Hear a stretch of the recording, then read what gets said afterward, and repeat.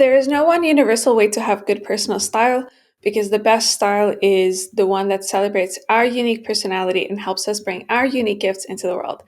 This is obviously true because when we look at the people in our current world who are known for being stylish, we have people who look very, very different from each other, but what they have in common is their willingness to embrace who they are, and their bold celebration of self is what helps people connect with them and what makes them style icons. As regular people, who are not celebrities, of course, we have different needs and wants when it comes to style, but the principle is the same. Your best style is the one that plays to your personal strengths, the one that makes you feel good, and the one that shows the world who you are as a unique individual. So this sounds amazing in theory, but I think it's very tricky in practice. And the reason it's tricky is because many of us don't believe that we deserve to be celebrated for who we are, or we don't see ourselves as a person that would possess any special gifts. So then instead of enhancing our energy, we end up fighting it, trying to shut it down, or kind of ignoring it. It's like there's always this foot on the brake pedal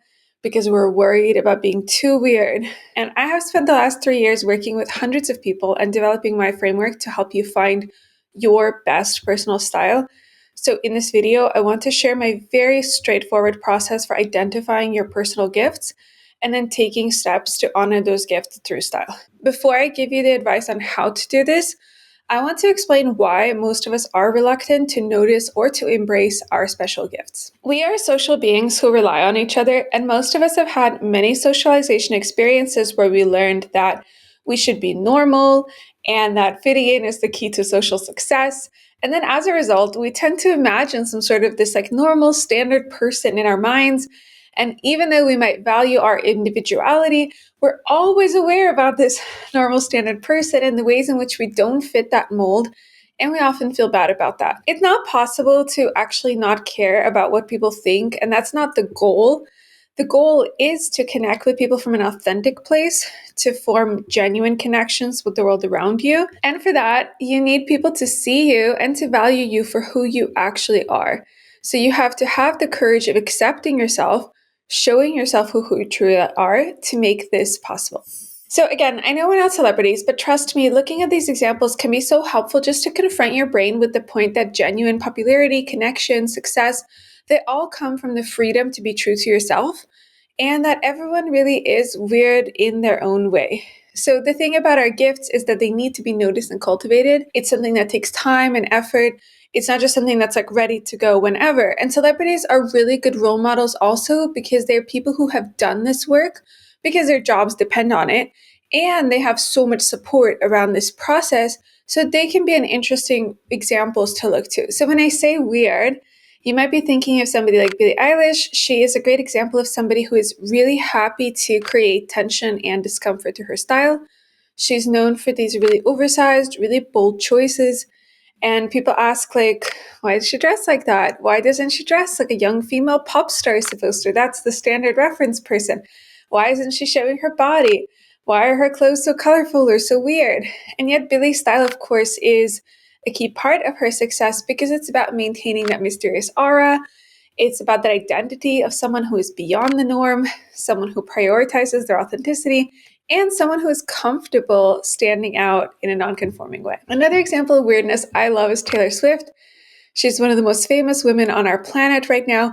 And in some ways, her style is so weird. There are these constant think pieces about how she's a billionaire, she's so successful, she should have better style, she should do this. Why isn't she more couture? Why is she not more high fashion? Why doesn't she dress like this or that? There's so much pressure for Taylor to be this high fashion, living up to her role as a successful woman. And so I think Taylor's style is a very effective extension of her authentic persona, which is not high fashion, and in a way it's very weird, even though it's actually normal also. She really doesn't want to appear like she's trying too hard. She wants to do what she feels comfortable with and not doing anything more than that. And her gift is her willingness to put that desire first, to know what looks authentic on her, and to reject those outside voices. So we could do an infinite breakdown about how weird most of the current stars we have are, whether it's Kim Kardashian with her intensely sensual self-presentation, or Sabrina Carpenter, who is blowing up with this like immaculate doll look The point I want to make is just that people are receptive to many different styles. The people who are popular in our world are very, very weird.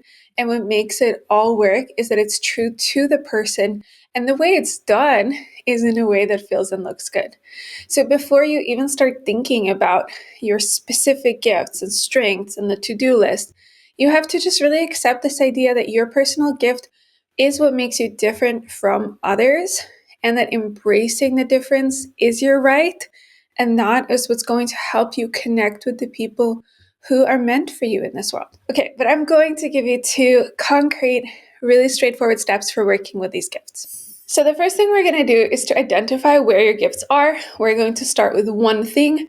We're going to do that by noticing an aspect of yourself that you find weird, shameful, problematic. I can tell you from hundreds of clients that most such stories fall into the I'm too much or I'm not enough categories, sometimes both.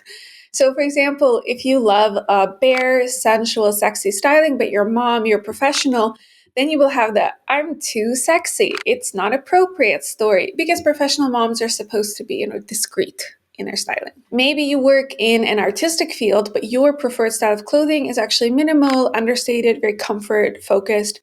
And then you might have the I'm not enough story, because artists are supposed to be flamboyant and loud in their styling, and you're supposed to prove how artistic you are through your clothes. So whether the story comes in I'm too much or the I'm not enough variant, just notice what is the supposed problem, and then we can flip the problem around to think about what is the personal gift underlying that. So our formerly discreet professional mom can realize that her gift is actually finding an authentic, comfortable expression of her sensuality, and that she probably has a personal charm and energy and eye for style, so she can get away with a lot more than she believed before. Our understated artist will realize that her gift is that her visual presentation is separate from her art, that her best style actually allows her to connect deeply into her creativity and stay grounded in herself, rather than getting distracted or trying to flex on others visually, so it's an inner root.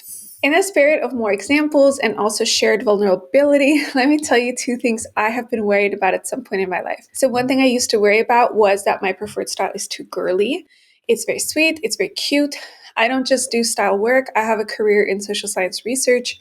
It's definitely unusual, weird to wear sparkly eyeshadow or like a jacquard blazer to give a presentation. And even in the style space, I definitely used to worry that I should try to have like a more cool look, or like something that's just more universally appealing. But it doesn't make sense for me, because my gift is that I love the sparkly sweetness of life. I love the sweetness vibes. I'm very cheerful, playful, I'm cute as a person, and I'm also super serious, competent, and articulate. So the gift for me through style is I can bring the sparkly sweetness of all the flowers, the ruffles, the sparkles into very serious situations, and show that those 2 things obviously coexist, as they do easily for me, and I think that's really beautiful. Another thing that I have worried about personally is that in my life in general, I'm so over the top.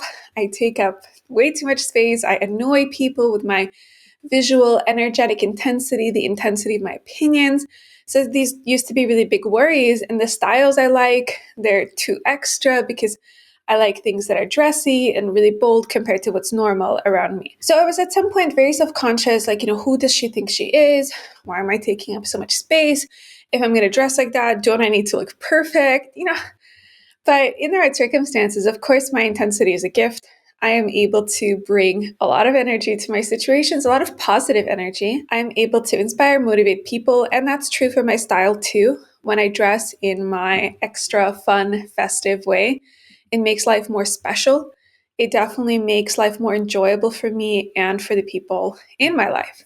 So for you, my beautiful viewer, I would just start with the most obvious thing that you've been self-conscious around, and think about how can you turn it into the gift? What is the flip side? And if you're struggling, you can comment below. We will help you out, because I promise it's there for you. I have also spent years working on my framework, which is the style key, and it's literally built around the idea of recognizing different strengths and how they map onto our style priorities and the types of clothes that we choose. So the style key helps you understand one of the 4 flavors of your personal energy in a big picture. And then there's a whole process to dress to enhance that energy. And then within each style key, I have keywords, I have really beautiful, unique archetypes which help guide you further in this exploration. I'm going to link my free PDF guide below. I'm going to link a playlist. And I'm also going to link my Style Key Mastery Bundle, which is the learning resource I created to really go in depth on the topic of like, how do we really see our gifts and challenges? How do we actually work with it concretely with style? But now let's move on to the second step. So in the first step, we did some thinking about, okay, where are you feeling bad, weird, problematic? How can we use that to identify your gifts? The second step is focused on actually doing something to explore and enjoy that gift and to experience it. So just pick one of those things that you're embarrassed, shy about, and we're going to practice leaning into it. Because when we're scared of embracing that aspect of ourselves, we don't even believe that it could be enjoyable. You could be watching this whole video and you could be like, yeah, those other people have gifts, but not me. But if you go into this exercise with the intention of exploring, of being open to the gift, you will find it. So let's give yourself like a rebel week where you're going to give yourself permission to embrace one of your weird dimensions and really be free to do that. So if you've been embarrassed about your lack of cohesive aesthetic, that's a classic. I'm not enough because I love style, but I have all these different types of styles I like, and I don't have one style I like, which is, what real stylish people do. So this week, what we're going to do is to give you permission to wear a different style every single day. And then you can pay attention to, wait, this is fun, that it's fun to choose and wear these outfits. I want you to notice the freedom it gives you, the peace of mind, the relief that you get. I want you to notice how nice it is for you to feel like you are allowed to channel out these different parts of yourself from day to day. And of course, your beautiful gift is that you can remain authentic in very different ways of presenting yourself. And your gift is that you're very multidimensional as a person who is at home in many different styles. Many people would be lost in that many styles. Once you actually let yourself embody that, then you can get to know that and actually cultivate that gift. If you're a person who, like me, enjoys things that are a bit extra, you don't need to wear your 4-inch heels. What if every day next week you give yourself permission to just do something that is like 1 or 2 steps outside the norm? Like if you usually tell yourself like, oh, I don't need to wear lipstick on the Zoom meeting. Okay, but what if that's okay, even though you don't need it? What if you wear lipstick and big earrings onto your Zoom meeting?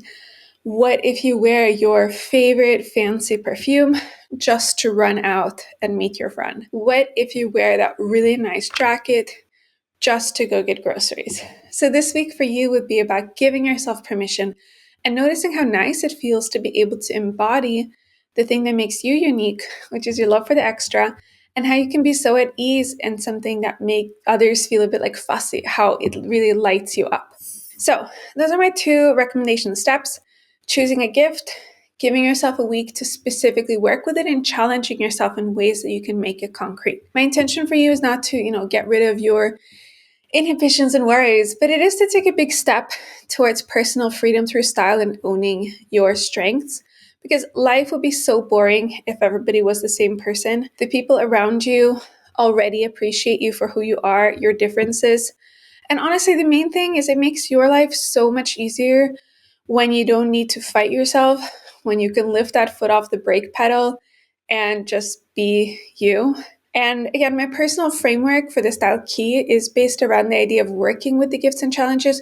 So if you want to go further down the path, I'm going to link the videos and the resources below, and I invite you to check that out, and I'll see you next time. Bye.